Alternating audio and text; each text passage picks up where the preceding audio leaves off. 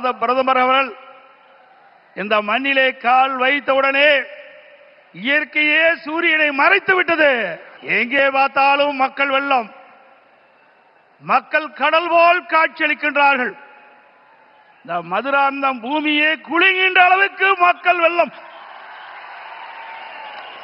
இதுவே நடைபெறுகின்ற சட்டமன்ற தேர்தலிலே வெற்றிக்கு சான்று. இந்த அற்புதமான நிகழ்ச்சியிலே தேசிய ஜனநாயக கூட்டணி வெற்றி பெறுவதற்கு அடித்தளம் அமைப்பதற்கு முதலாக தேர்தல் பிரச்சார கூட்ட நிகழ்ச்சியிலே கலந்து கொள்வதற்கு வருகை தந்து உரையாற்றிருக்கின்ற மதிப்புக்கும் மரியாதைக்கும் போற்றலுக்குரிய பாரத பிரதமர் மாண்புமிகு நரேந்திர மோடி அவர்களே, நிகழ்ச்சியிலே பங்கு பெற்றிருக்கின்ற மத்திய அமைச்சர் மரியாதைக்குரிய திரு பியூஷ் கோயல் அவர்களே, தமிழகத்தினுடைய மாநில பாரதிய ஜனதா தலைவர் முன்னாள் அமைச்சர் சகோதரர் திரு நயினார் நாகேந்திரன் எம்எல்ஏ அவர்களே, மத்திய இணை அமைச்சர் அருமைச்சர் திரு எஸ் முருகன் அவர்களே, பாட்டாளி மக்கள் கட்சியுடைய தலைவர் முன்னாள் மத்திய அமைச்சர் அருமைச்சர் டாக்டர் அன்புமணி அவர்களே, அம்மா மக்கள் முன்னேற்ற கழகத்தினுடைய பொதுச் செயலாளர் மதிப்புக்கும் மரியாதைக்கும் உரிய சகோதரர் திரு டிடிவி தினகரன் அவர்களே, தமிழ் மாநில காங்கிரஸ் தலைவர் முன்னாள் மத்திய அமைச்சர் மரியாதைக்கு திரு ஜே கே வாசன் அவர்களே, புரட்சி பாரதிய தலைவர் திரு பூவை ஜெகன்மூர்த்தி எம்எல்ஏ அவர்களே, மரியாதைக்குரிய புதிய நீதி கட்சி தலைவர் திரு ஏசி சண்முகம் அவர்களே, இந்திய ஜனநாயக கட்சியுடைய தலைவர் திரு பாரிவேந்தர் அவர்களே, தமிழக மக்கள் முன்னேற்ற கழக நிறுவன தலைவர் திரு ஜான் பாண்டியன் அவர்களே, எருதல் மக்கள் கட்சியுடைய தலைவர் திரு என் ஆர் தனபாலன் அவர்களே, முன்னாள் ஆளுநர் திரு தமிழிசை சவுந்தரராஜன் அவர்களே, முன்னாள் பாரதிய ஜனதா தலைவர் சகோதரர் திரு அண்ணாமலை அவர்களே, மற்றும் மேடையிலே வீற்றிருக்கின்ற கூட்டணி கட்சியினுடைய தலைவர்களே, நிர்வாகிகளே, மேடையிலே வீற்றிருக்கின்ற அனைத்து இந்திய அண்ணா திராவிட முன்னேற்ற கழகத்தினுடைய தலைமை கழக நிர்வாகிகளே, மாவட்ட கழக செயலாளர்களே, நாடாளுமன்ற உறுப்பினர்களே, சட்டமன்ற உறுப்பினர்களே, வாரி சிறப்பித்துக் கொண்டிருக்கின்ற தேசிய ஜனநாயக கூட்டணியில் அங்கம் வைக்கின்ற கட்சியினுடைய தலைவர்களே, நிர்வாகிகளே, தொண்டர்களே, பெரியவர்களே, தாய்மார்களே, ஊடக நண்பர்களே, பத்திரிகை நண்பர்களே, கழக உடன்பிறப்புகளே, அத்தனை பேருக்கும் என்னுடைய முதற்கண் வணக்கத்தை உரித்தாக்குகின்றேன். நாளம் கருதினும் கைகூடும், காலம் கருதி இடத்தார் செய்யின். உரிய காலத்தையும் இடத்தையும் தேர்ந்தெடுத்து செயல்பட்டால் உலகத்தையே கையில் அடக்கலாம் என்பது இதனுடைய பொருள். நம்மை எதிர்ப்பவர்கள் எத்தகைய வஞ்சக நெஞ்சம் கொண்டவர்களாக இருந்தாலும், தீயவர்களாக இருந்தாலும், உரிய காலத்தில் உரிய இடத்தில் உரியவர்களோடு ஒன்றிணைந்து உறுதியாக செயல்பட்டால் வெற்றி என்பது நிச்சயம். அத்தகைய தருணம் இப்பொழுது நமக்கு கிடைத்துள்ளது. இன்றைக்கு திராவிட முன்னேற்ற கழகம் ஆட்சி பொறுப்பேற்று 4.25 ஆண்டுகள் ஆகிவிட்டன. 4.25 ஆண்டு காலத்திலே மக்களுக்கு இந்த ஆட்சி கொடுத்தது வேதனை, துன்பம். எல்லா துறைகளிலும் ஊழல், ஊழல் இல்லாத துறையே கிடையாது. மக்களை வாட்டி வதைக்கின்ற அரசாங்கம் தேவையா? சொல்லுங்க, தேவையா? மக்களோட ஆட்சி அகற்றப்பட வேண்டும். ஒரு குடும்பம் வாழ 8 கோடி மக்களை சுரண்டுவது நியாயமா? இன்றைக்கு தமிழகத்தை திரு கருணாநிதியுடைய குடும்பம் ஆட்சியிலே அமர்ந்து கொள்ளையடித்துக் கொண்டிருக்கின்றது. திரு கருணாநிதி அவர்கள் முதலமைச்சராக இருந்தார். அதற்கு பிறகு ஸ்டாலின் முதலமைச்சராக இருக்கிறார். ஆட்சி பொறுப்பேற்று 4.25 ஆண்டு காலத்திலே அவர் செய்த சாதனை ஒன்றே ஒன்று, ஊழல், ஊழல், ஊழல். இன்றைக்கு திரு ஸ்டாலினுடைய குடும்பம் உலக அளவிலே மிகப்பெரிய பணக்கார குடும்பமாக திகழ்ந்து கொண்டிருக்கிறது. திரு ஸ்டாலினுக்கு பிறகு உதயநிதி ஸ்டாலின் வர வேண்டும் என்று எண்ணுகின்றார்.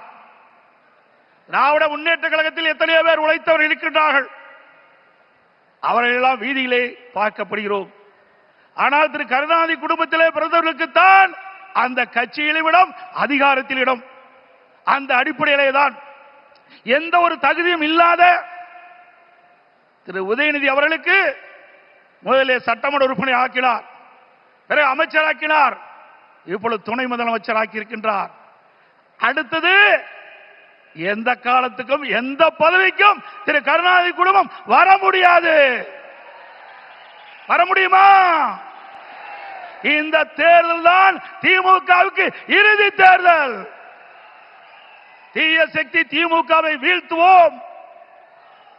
பொன்மனச்சம்பல் புரட்சித் தலைவர் எம்ஜிஆர், இதயம் புரட்சித் தலைவர் அம்மா இருவரும் தலைவர்கள் கண்ட கனவை நிறைவேற்றுவோம். நம்முடைய தேசிய ஜனநாயக கூட்டணியுடைய சக்தியால் பாரத பிரதமர் நமக்கு துணை நிற்கின்றார். இன்றைக்கு நம்முடைய இயக்கம் வலிமையான இயக்கம். நம்முடைய கூட்டணி வெற்றி கூட்டணி, வலிமையான கூட்டணி. தேர்தல் என்ற போரில் நம்முடைய கூட்டணி கட்சி தலைவர்கள், நிர்வாகிகள், தொண்டர்கள் இரவுகள் வாராமல் தேனீக்களை போல, எறும்பை போல சுறுசுறுப்பாக செயல்பட்டு தேர்தல் போரிலே எதிரிகளை ஓட ஓட விரட்டி வெற்றி கொடி நாட்டுவோம். செய்வீர்களா? இந்த தேர்தலை பொறுத்த வரைக்கும் குடும்ப வாரிசுக்கு முற்றுப்புள்ளி வைக்கின்ற தேர்தல், குடும்ப ஆட்சிக்கு முடிவு கட்டுகின்ற தேர்தல், ஊழல் நிறைந்த ஆட்சிக்கு முடிவு கட்டுகின்ற தேர்தல். இந்த தேர்தல் நம்முடைய வெற்றிக்கு மக்கள் துணை நிற்கின்றார்கள். நம்முடைய கூட்டணி கட்சி தலைவர்கள் இன்றைக்கு எழுச்சியோடு இங்கே உரையாற்றிருக்கின்றார்கள். எனக்கு பின்னாலே பாரத பிரதமர் அவர்கள் உரையாற்றிருக்கின்றார்கள். ஆக நம்முடைய கூட்டணி இந்த தேர்தலிலே 210 இடங்களிலே வெல்லும், பெரும்பான்மையான இடங்களே வெல்லும். அண்ணா திமுக ஆட்சி அமைக்கும். அதோடு திரு ஸ்டாலின் சொல்லுகிறார், இன்றைக்கு மத்தியிலே தமிழகத்துக்கு எந்த திட்டமும் கிடைக்கவில்லை என்ற ஒரு தவறான தகவலை சொல்லிக் கொண்டிருக்கின்றார். சிந்தித்து பார்க்க வேண்டும். அனைத்து இந்திய அண்ணா திராவிட முன்னேற்ற கழக ஆட்சியிலே தான் மத்தியிலே பல திட்டங்களை நாம் பெற்றோம். நாம் கேட்ட நிதியை கொடுத்தார்கள், கேட்ட திட்டத்தை கொடுத்தார்கள். தமிழகம் முழுவதும் இருக்கின்ற பல்வேறு ரயில்வே கடவுகளிலே உயர்மட்ட பாலம் வேண்டும் கேட்டோம். அதிகமான பாலத்தை கொடுத்தது மத்திய அரசு. அதே போல தேசிய நெடுஞ்சாலைகள், தமிழகத்தில் இருக்கின்ற போக்குவரத்து நெரிசலை குறைப்பதற்கு பல்வேறு தேசிய நெடுஞ்சாலைகளை வழங்கினார்கள். அது மட்டுமல்ல, சென்னை மாநகரத்தில் அதிகமான போக்குவரத்து நெரிசல் இருக்கின்ற காரணத்தினாலே மெட்ரோ ரயில் திட்டம் கட்டம் 2 அதற்கு அனுமதி கொடுக்கப்பட்டு சுமார் 63,000 கோடி ஒரே திட்டத்திற்கு அனுமதி வழங்கி அந்த திட்டத்தை மத்திய அமைச்சர்களே நேரடியாக வந்து அடிக்கல் நாட்டி சாதனை படைத்தோம். இதெல்லாம் மத்திய அரசாங்கம் கொடுக்கப்பட்ட திட்டம் அல்லவா? அதற்கு மேலாக காவிரி மேட்டூர் அணையிலிருந்து திறக்கப்படுகின்ற நீர் காவிரி நதியின் வழியாக கடலிலே போய் கலக்கின்றது. அப்படி அந்த நதி நீர் மாசுபடாமல் இருப்பதற்காக பாரத பிரதமர் அவர்களை நான் சந்தித்து, முதலமைச்சர் இருக்கின்ற பொழுது அவரை சந்தித்து இந்த கோரிக்கை வைத்தேன். நடந்தாய் வாழி காவிரி திட்டம் சுமார் 14,000 கோடி இந்த திட்டத்திற்கு நிதி தேவை.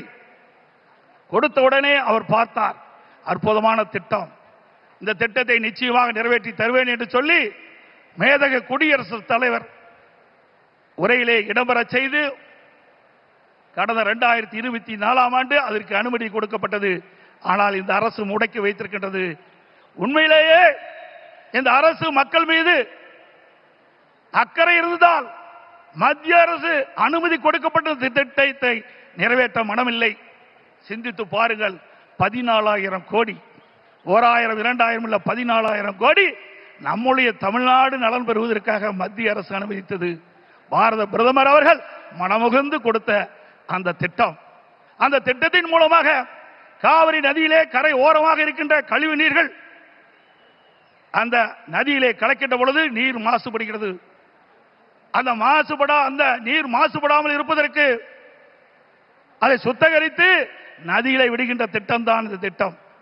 மேட்டூர் அணையிலிருந்து வெளியேறிய நீர், பவானி சாகர் அணையிலிருந்து வெளியேறுகின்ற நீர், நொய்யிலிருந்து வெளியேறுகின்ற நீர், அமராவதி அணையிலிருந்து வெளியேறுகின்ற நீர், இந்த நீரெல்லாம் சுத்தப்படுத்தி அங்கே நதியிலே விடுகின்ற பொழுது, காவிரி நதியிலே வந்து கலக்கின்ற பொழுது சுத்தமான நீராக இருக்கும். தமிழ்நாட்டை பொறுத்த வரைக்கும் காவிரி நதி தான் ஜீவநதி. அந்த நதியை நம்பித்தான் 20 மாவட்ட மக்கள் குடிநீர் ஆதாரமாக விலகிக் கொண்டிருக்கிறது.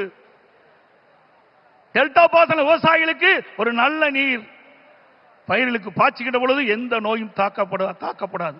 அப்படிப்பட்ட அற்புதமான திட்டத்தை நமக்கு வழங்கினார்.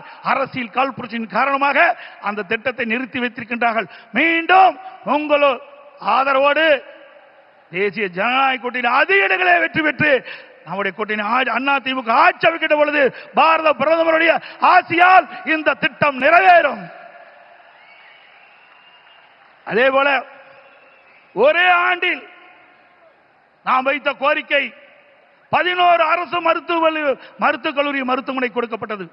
இந்திய வரலாற்றிலேயே ஒரு மாநில அரசுக்கு ஒரே ஆண்டில் 11 அரசு மருத்துவக் கல்லூரி மருத்துவமனை கொடுத்த வரலாறு கிடையாது. அந்த வரலாற்றையும் பாரத பிரதமர் திரு நரேந்திர மோடி அவர்கள் நமக்காக வழங்கினார். அதனால் நம்முடைய மாணவர்கள் அதிக இடங்களிலே மருத்துவர்களாக சேர்ந்து படிக்கக்கூடிய வாய்ப்பை பெற்றிருக்கின்றார்கள். இதையெல்லாம் சாதனை. இன்னும் பல திட்டங்கள் மத்தியில் இருந்து நமக்கு கிடைக்கப்பட்டன. அனைத்து இந்திய அண்ணா திராவிட முன்னேற்ற கழக அரசு இருக்கின்ற பொழுது மத்திய அரசோடு இணக்கமாக இருந்தோம். கேட்ட திட்டத்தை கொடுத்தார்கள், கேட்ட நிதியை கொடுத்தார்கள். தமிழகம் வளர்ச்சி பெற்றது. இன்றைக்கு இருக்கின்ற ஆட்சியாளர்கள்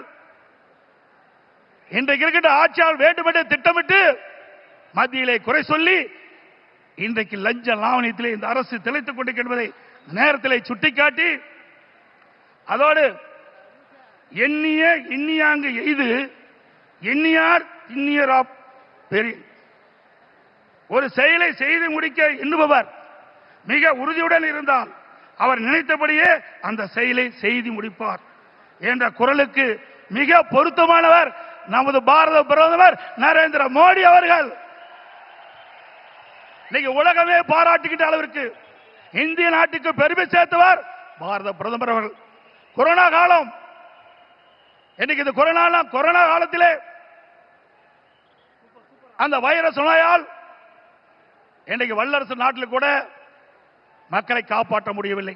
அந்த காலகட்டத்தில் விலை மதிக்க முடியாத உயிரை காப்பாற்றுவதற்கு அவர் எடுத்த நடவடிக்கையினால் லட்சக்கணக்கான மக்கள் உயிர் பிழைத்தார்கள். அந்த நோய் எப்படி தாக்கும், எப்படி வரும், அதற்கு என்ன சிகிச்சை அளிக்க முடியும், அதற்கு என்ன மருந்து என்று கண்டுபிடிக்க முடியாத சூழ்நிலை கூட தன்னுடைய திறமையால் ஆற்றால் அதற்கு சிகிச்சை அளிப்பதற்கு உரிய மருந்தை கண்டுபிடித்து உரிய சிகிச்சை அளித்து விலை மதிக்க முடியாத உயிர்களை காப்பாற்றிய மா மனிதர் பாரத பிரதமர் நரேந்திர மோடி அவர்கள். இந்திய நாட்டு மக்கள் மட்டுமல்ல, வெளிநாட்டில் இருக்கின்ற மக்களுக்கும் அந்த உயிர்களை காப்பாற்றுவதற்கு விலையில்லா மருந்துகளை கொடுத்து காப்பாற்றிய மனித நேயம் படைத்த தலைவர் பாரத பிரதமர் நரேந்திர மோடி அவர்கள் என்பதை இந்த நேரத்தில் சுட்டிக்காட்டி, உறவுக்கு கை கொடுப்போம், உரிமைக்கு குரல் கொடுப்போம் என்ற அண்ணாவின் கொள்கையை உறக்க கூறி, பொன்மனச்செம்மல் புரட்சி தலைவர் மற்றும் இதயம் புரட்சி தலைவர் அம்மா வகுத்து தந்த அமைதி, வளம், வளர்ச்சி என்பதை நாங்கள் தாரக மந்திரமாக என்று கூறி, எங்கள் பயணத்தில் உறுதியாக எங்களுக்கு ஆதரவு கரம் நீட்டிய பாரத பிரதமர் அவர்களுக்கும் தேசிய ஜனநாயக கூட்டணி கட்சி தலைவர்களுக்கும் தொண்டர்களுக்கும் மீண்டும் ஒருமுறை நன்றி தெரிவித்துக் கொள்கின்றேன். மக்களை காப்போம், தமிழகத்தை மீட்போம். By by Stalin. நன்றி, வணக்கம்.